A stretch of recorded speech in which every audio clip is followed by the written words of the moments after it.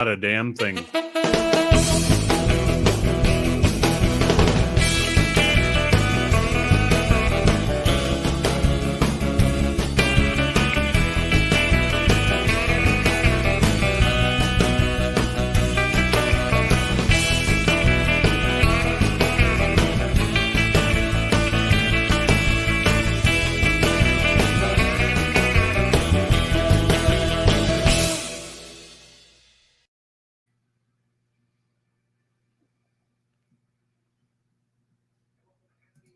I just thought that was a little appropriate for today since it's 9/11. It is 9/11. Yeah. Just in case everybody missed it there.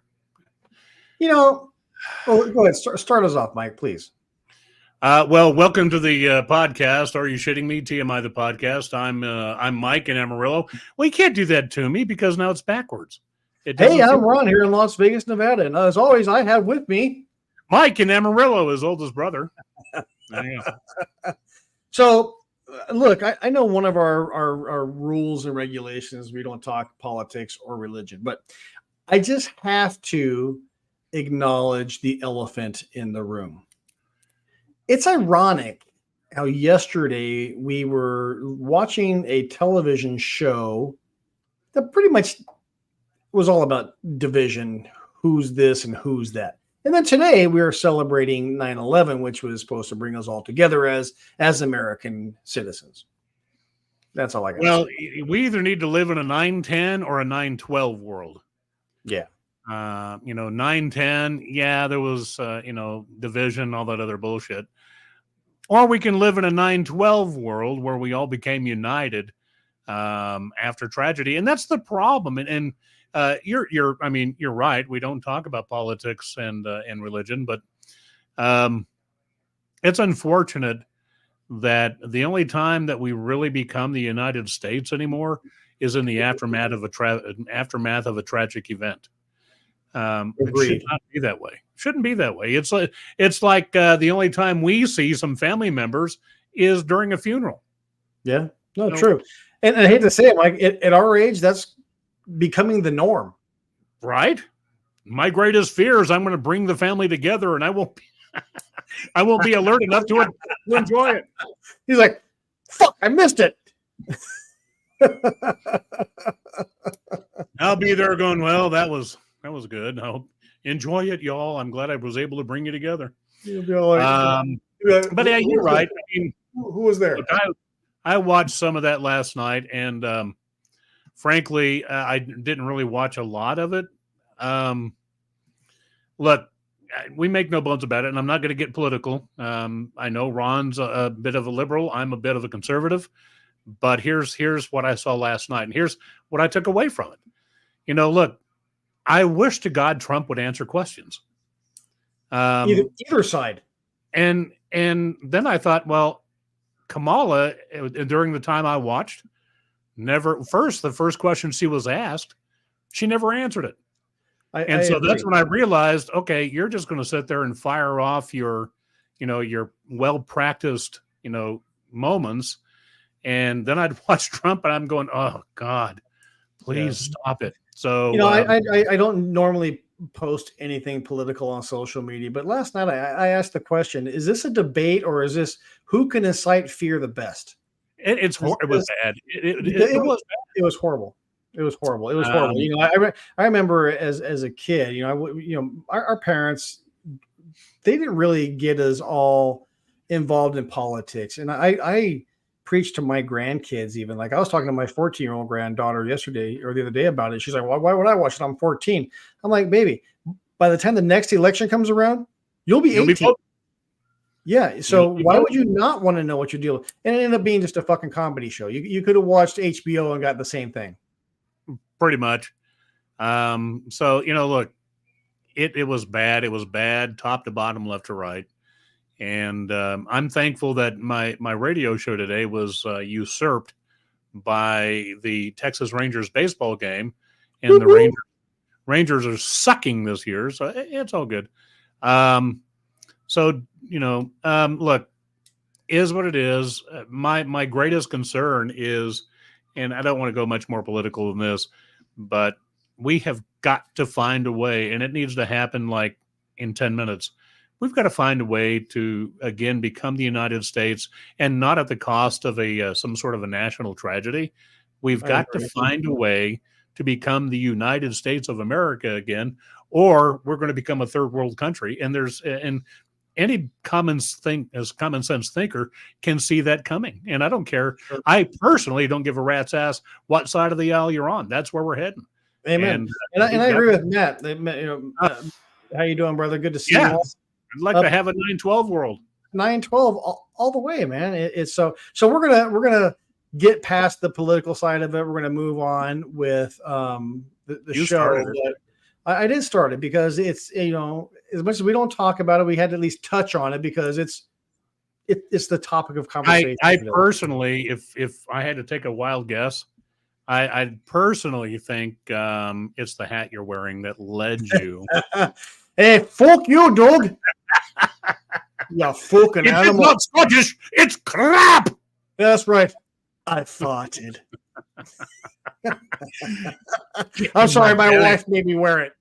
Get in my belly. Yeah, okay. Have you ever seen the commercial for Relief, whatever it is? And it's the guy who says, yeah, my wife made me take it. And I got up and one morning and I said, hey, the pain's gone. And I said, she says, I'm glad it helped.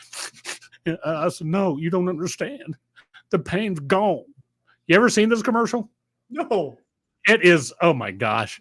We're going to lose a TV at some point because I'm going to beat the hell out of it the next time this thing comes on. It's irritating as hell. And I'll see people post in social media about it sometimes. But yeah, it's look, dude, toughen up. My wife made me take medication. Really? There's one. My brother's wife made him wear a funny little hat. There's one on TikTok that I love watching where this guy's sitting there with his bowl of soup and he's all eating. He goes, "You got a big old black eye, bandage on this side of his face." He's like, I told my wife I didn't like her soup yesterday. Today it tastes much better. Yeah, I've seen this. Today it's delicious. It tastes great today. May I have some more? Hey, look, man. I don't give a shit, man. I whatever the wife puts in front of me to eat, I eat, man. I'm not missing a meal. I'm sorry. Honestly, and can I tell you, and I'm sure you'll agree, that's how we were raised. If mom made it and put it on the table, by God, we ate some. Well, one of us ate it, the other one shoved it under his plate. Whether or not we actually ate it, it didn't matter. So long as we can make it disappear. Okay, here's a good topic of conversation. Now that we on this track. So Mike and I are chopping it up tonight because we don't really have a venue to talk about, but here's how it happens. That right there. So we talk about things that happened when we were kids, like Mike just said, whatever was put in front of our face, we ate for dinner, or Mike shoved it under his plate or fed it to the dog, one or the other, doesn't matter. But sometimes I'd slip it in my butt. It's so funny how kids and grandkids these days are the same damn way. It doesn't matter. My granddaughter, Elena, love her to death. She's the love of my life. Love that kid. She is the epitome of her grandpa. We'll tell her to go clean your room. So I have to go in there and check. And here's a test, Mike. Where do you think the first two places I look when I go and check her room if it's clean or not? Under the bed, in the closet. Amen. And why do I think that way? Because that's how Dad checked our room. That's where I hid all my shit. That's right. so it kind of comes back to last week. I asked you the question of how often do you think things change? Every year, 5 years, every decade, whatever. Yeah. Shit like that doesn't change. It's the same shit. You know what? And that's, I hadn't thought about it that way, dude. Even the last time we talked about it, I hadn't really thought about that, because you have a young one in the house. Ours is grown up, has his own young ones. But isn't that funny? I mean, about the time we think there are drastic differences, occasionally we find that common denominator, the shit that kids today do that we did when we were kids, and we thought we were sly. And we've talked about it. Oh, look here! I want to introduce this cat here, right here. This gentleman here is one of the coolest cats I know. Probably one of the smartest ones I know, and I know he's going to just laugh his ass off when I say that. Hungry Man TV dinners all the way, baby. You know, I have other friends, and this is what I love about Craig. Salisbury steak is almost the same way I am. And then I have another friend, Craig, you know I'm talking about, Todd Pullen. Todd has a thing for like Kansas SpaghettiOs and Lunchables. And I won't get into great detail, but I'm going to tell you these guys could probably afford to eat a little bit better than that. But what I heard, like seeing what Craig enjoys and what I know Todd enjoys, it makes me laugh because, again, it's kind of in line with what we're talking about. Some things never change. Never. Do you know to this day, whether I'm flush with money or barely have two nickels rubbed together, there are still some foods that I fall back on because it's either a childhood thing or it's just something I really enjoy. I still, Carolyn is going to laugh. I still to this day have just weird periods where stuff like ramen noodles and a bologna sandwich sound good. So I got to tell you, Mike, my wife, Michelle, you can vouch for this. She sends me shit all day long, just goofy stuff. But she sent me this one. Michelle, tell me what the name of it is. I forget. This lady that she watches that cooks the most ungodly, disgusting shit. And she made a ramen noodle fettuccine casserole, chicken casserole or some shit. My Lord. Seriously? It was watching her make it. I'm all like, ooh, like I just wanted to puke watching her make this thing, you know. And she cooks the whole thing. Josh and Mom, that's what it's called on TikTok. If you're gonna watch it, Josh and Mom. She makes some of the most horrid shit you'd ever want to watch. And it's just like, what are you making? What is it? Why are you putting that in there? And she'll cook the whole thing and she'll eat it unless she's eating this ramen casserole. She's all, oh, that's good. Oh, that's good. I'm all like, ugh. Well, so yeah, there's shit that we used to eat when we were kids and I'm with you, Mike. Matter of fact, the other day I told Michelle she was making hot dogs. I'm like, you want to fry that hot dog up? Right. So yeah, there are just these weird times, but after 42 years of marriage, Carolyn, I mean, she just knows. We had this conversation the other night. She'll know what I'm thinking or what sounds good to me.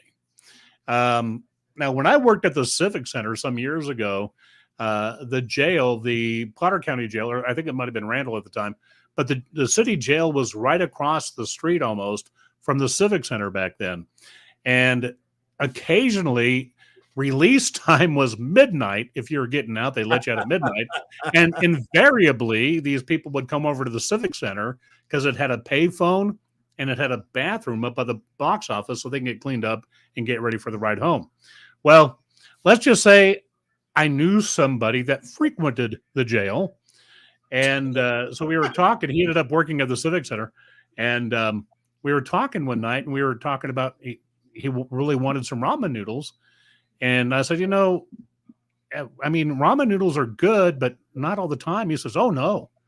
And he started listing off these jailhouse recipes. You tell you about the prison burrito? Oh, man. He's naming these jailhouse recipes that you can make with ramen noodles from the crap you can buy from the canteen. Yeah. And I finally just said, dude, you need to write like a cookbook and just call it like jailhouse ramen or whatever, because some of it sounded dopey. They were talking there's a one of ramen and my cousins, I won't tell you which ones. My cousin made one for me one day. It's called a prison burrito. It's made out of ramen noodles and like a wet napkin, and you the whole process. It wasn't half bad. Well, and there are a few things like I think he was talking about mixing ramen noodles and Cheetos, and you're not allowed a hot plate or anything, so you had to get creative with how you would cook the ramen noodles. and they used everything from the hot water they can get out of the sink to, I guess, maybe a hair dryer or something, but you weren't supposed to be cooking, but these guys would pull it off. And I thought, God, that is weird. That's the whole challenge accepted. Yeah, there you go. I'm thinking, I might give it a try. I don't know. So, what is maybe we could just talk about weird shit we like to eat, or weird stuff we have eaten. Well, or even better yet, weird shit we ate when we were kids that we still eat today. Like I still love Spam, like cooked Spam. Yeah, I don't mind Spam. I love it. One of my go-tos was something that Mom used to make when we were kids, and I think you may have already been moved out by this time, but she would always make me fried potatoes and eggs and with cheese on it. Oh, yeah. That was my go-to. Somebody's sneaking in my office here. Carolyn. Oh yeah. So my wife just reminded me. So Mike, you remember back when Mom, lived here in Vegas with Michelle and I, right? Mm-hmm. So Michelle left for work one day and she had chicken and rice in the crock pot. And she told Mom, hey, just keep an eye on it. If it gets a little dry, add a little water to it. And so Mom added water like every 20 minutes. So when we got home, it was like chicken pudding. It's kind of what the rice was like, pudding and a little chicken floating around in it. And yeah, we promptly had a bite and threw it away. Yeah, well, and it's. I didn't say all foods were going to be good. Some of them. I mean, we've talked about okra on the show. I don't eat okra. Can't do okra. Yeah, it's that was definitely a dad thing, man. Dad was a country boy.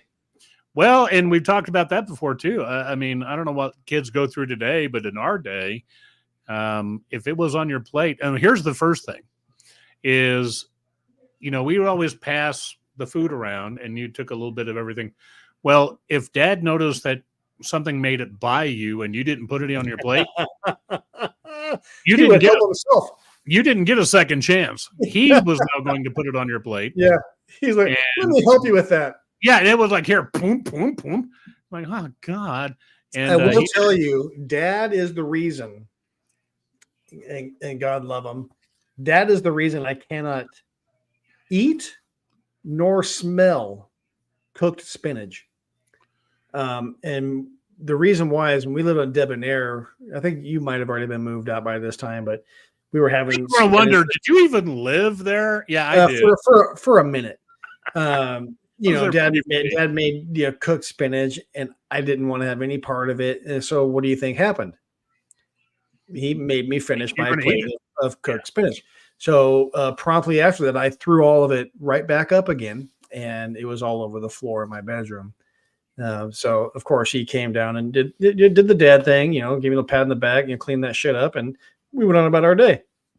To this day, if I smell cooked spinach, it'll make my stomach curdle. I had until recently. I had the same problem, and it wasn't because of Dad. I had the same problem with peppermint. Really? And it had to do with peppermint schnapps. Oh, yeah. We were hanging out with remember Steve Bracken, little Steve Griffin, and those guys. And we were at somebody's house, and it was just full of liquor. I hesitate to say she may be gone, but at the time, I think I told you this lady's house we would hang out at. She was actually the secretary for the El Paso County district attorney. And but what he didn't know is she was contributing to the delinquency of many minors. She was a hoe. She was buying us liquor. And I happened across a bottle of peppermint schnapps, and I pounded that rascal. It was gone. And then somehow Steve Bracken and I got in a fight, and we ended up in the front yard. And Steve decided in a fight. I find that hard to believe. Well, and I'm wasted, so Steve picks me up and drops me on my head, and all that did was piss me off. So I just beat the hell out of him. But I ended up with poisoning. Oh, shit. For days, I would. Oh God, I was afraid to go home. And I went through dry heaves. I was shaking for like a week, and And I mean, from that point forward, it's only been recently that I can like suck on a piece of peppermint candy. But peppermint used to just make me sick, just the smell of it. And it's Well, because of that. I'm going to tell you two quick stories on that same note, since we're going with the alcohol that made us sick. Before I moved to Vegas, I lived in Incline Village, which is in Lake Tahoe, and it was my 30th birthday, so that was about 10 years ago, and I was out partying with my buddy Phil, and we were mountain biking all over Tahoe. We were actually mountain biking from bar to bar is what we were doing, and I was pounding shots of Goldschlager the whole time we were riding. So all I remember was getting back to my house, and back then I was married to my ex-wife, and all I remember is puking up shards of gold all over the front patio of the house, and then waking up at 6 o'clock in the morning in November in Lake Tahoe with at least a blanket thrown over me on the patio outside. So love is love. There was that, and there's one more, and then we'll read what Craig had to say.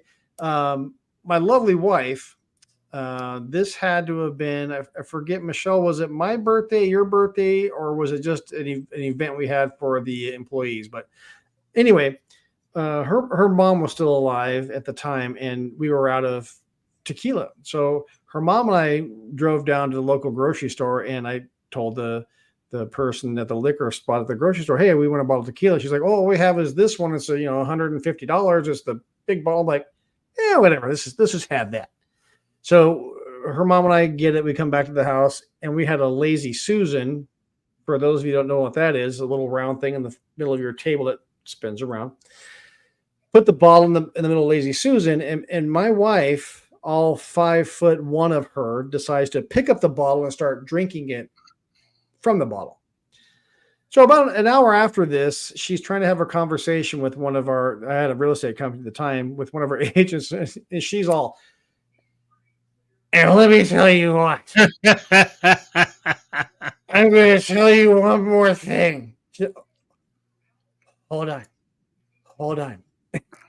She walks away, Mike, and she's holding onto the walls, like trying to walk up the stairs. Poor little Michelle. So I won't tell you how the rest of that night went, but I'll tell you the next morning, we're sitting in the living room. We had a big 2-story house down the street here. She's sitting in the living room. It was a 3-story. So you walk in, you go upstairs, up, down, into the living room. And over about, I don't know, maybe 20, 30 feet away is the kitchen with the refrigerator on it. And on the top of the fridge was the bottle of tequila. And she's sitting there, she goes, I'm just looking at the bottle, and she was sweating tequila out. She probably hasn't had a shot of tequila since then. Yeah. I did. I remember doing the same damn thing with the schnapps. I was sweating. It was a horrible thing.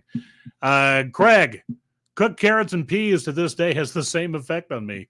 My mom, just like your dad, she made me eat what she cooked. Of course, I threw it up, and then she said I was doing that on purpose.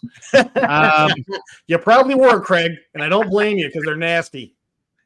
See, now, no, I like peas and carrots, but Dad was kind of a big greens guy. And when we talk about the okra isn't, I'm talking about canned okra. And this crap looked like something that was alive at one time and got shoved in this can. Like a tree shard. Oh, man, it was horrible. So, yeah, Dad had cooked up this god-awful crapping okra. And so the bowl comes by me. I pass it on. And all I hear is, boy, put some of that on your plate. Okay, so I put like 2 pieces on my plate. Next thing I know, he's got the bowl, and boom, he's put like 2 giant spoonfuls, and you're gonna make you strong. And so I would eat some, and I would start kind of dry heaving, and he would threaten me. Is no, you do that, you're gonna have a problem. So that's when I started to realize if he wasn't looking, and this is sad, but I would take it off my plate, little handfuls at a time, and I'd slip it in my pocket until I had enough on my pocket that I thought if I walk right, he'll never notice. So I walked with my arms down by my side, and I'd use the upstairs bathroom. So I'm in there trying to get it out of my pocket. To this day, I don't know if Dad ever caught on what I was doing, but sure he probably that did. was one of the first times I tried to take anything in my pocket. And of all things, it was this slimy okra crap. It was slimy green food. Oh, it was terrible, wasn't it? Oh, dude, I told my kids. I've actually had canned octopus that was way better and looked better than canned okra does. Dude, I tell my kids and my grandkids, I'm like, there is nothing you can do, say, try, think. It doesn't matter. I've already done it. Been there. Invented half of the shit. So don't think you're going to get slick and get away with one. You think you're the first kid? Yeah, let me tell you stories about me and your uncle. So again, are you shitting me? Are you shitting me? Come back when you get a better story. All right, what do you got, Michelle? I'm wrapped around the toilet with my pants around my ankle. Well, I didn't want to tell you exactly.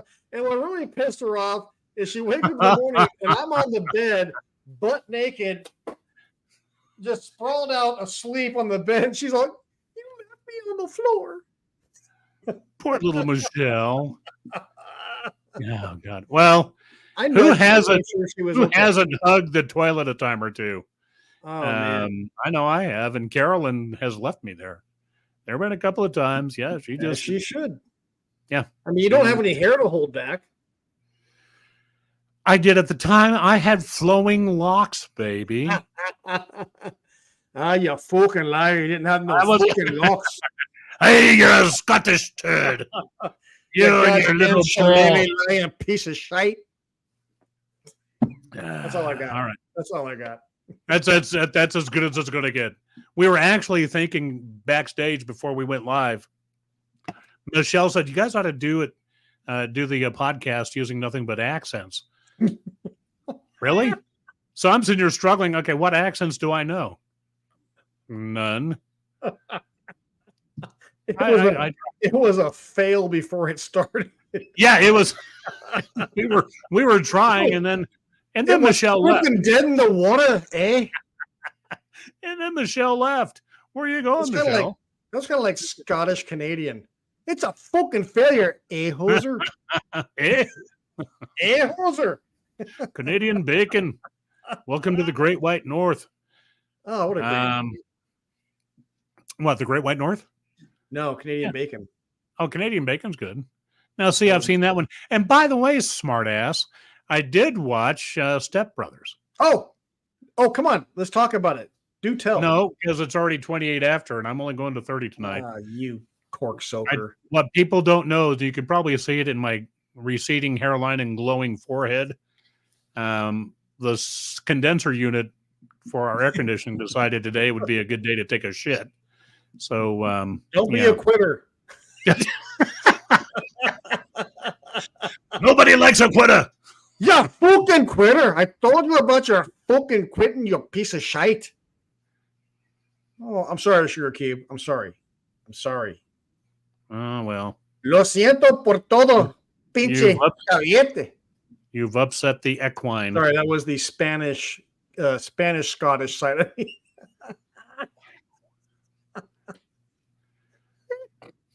Well, Mike's only going to 30 and it's 28 after. So yeah, because I'm sitting here dripping. My fat ass is sweating. My butt feels like a part of Shrek. There's somebody in my butt going through the swamp right now. I've got swamp ass. Swamp butt. I really do. Ooh, yeah. Okay, yeah. I have swamp ass. Now, get that image out of your head, weirdos. Actually, I know you want it. Siéntate aquí, por favor. I just knocked Sugar Cube down. I usually make good money doing that, so you just got that for free. What, knocking a Sugar Cube down? Well, and showing my fine derriere. So, well, being as we don't want Mike to sweat his bolas off there, I'll throw a little. I'll do some Spanish. My chichis are sweating. Oh, well, tu español es muy bonito. Sí. El So gato. I know this week we kind of slacked. I only did one promo this week. Got a lot going on work, but I tell you what, man, I know we need to have promos like a daily basis before our show. Well, we need to figure out what the show's about. I mean, we get people that watch it, yet we do dumb shit. Maybe that's our thing. I was going to say, isn't that what we do? Just dumb shit. Hey, did you watch the show last week? Yeah, it was stupid. Yeah, it was great, wasn't it? I was watching this podcast. Mike, I still say our best show was the one nobody ever saw. Yeah, you mean the 20 minutes that I thought we were live and we weren't? Look, I know we've talked about it, but awesome. I have to tell you guys, those that didn't see it. Hold on, here's Mike. Ready? He's all. Oh man, we were rocking. We were on it. It's not live. We're not recording. We're not live. So for those of you that can't see, if I look at my screen right up in the corner right there, there's a little timer that says live, and it tells me how long we've been on. So as soon as Mike said that, I looked up in that corner. I'm like, it don't say live. Like, hold on. Yeah. Maybe I was. Yeah, fucking idiot. I was a fucking idiot. What's that thing that Matt threw out there earlier as a way to speak? How to sound Scottish? Say, whale oil beef hooked. Well, oil beef hooked. Well, I be hooked. Well, I'll be hooked. I love it. All right. Well, all right. Well, I'll let you off the hook there, sweaty butt. But next week, honestly, sincerely, I hope you get your AC fixed soon. That makes 3 of us. My wife's up in the front room. That's what they made hotels for. Take your dogs. Go to vacay. We did that one time. Michelle, when was that? It had to have been probably 4 or 5 years ago. Our AC just went in a room for like the weekend. And we took the dogs and everything, and we stayed at last night. I stayed at a Holiday Inn Express, and had the dogs. And I mean, it sucked balls not being at home, but can't do it. Our dogs in a hotel, it ain't gonna work. They're not very. Are they special needs? They might be. They're our dogs. Carolyn will tell you I'm special needs. Yeah. Well, maybe not the dogs, but. And on that note, me and Sugar Cube got to go get on the little yellow school bus. Beep, beep. All right. Love you guys. We'll see you next weekend or next Wednesday. And we'll be better prepared. I promise we'll be better prepared. I'm telling you, I'm going to come up with, I said by Sunday, I will have a topic of conversation. Okay. I'm holding you to it. By Sunday, I'll have a dry butt. I don't know what I have. Yeah. Hopefully a dry butt. That'd be nice. And if it is, I'll be glad to show you. Oh, thank you, but no thank you. All right. Here we are. Love you guys. We'll see you next week. Adios, amigos.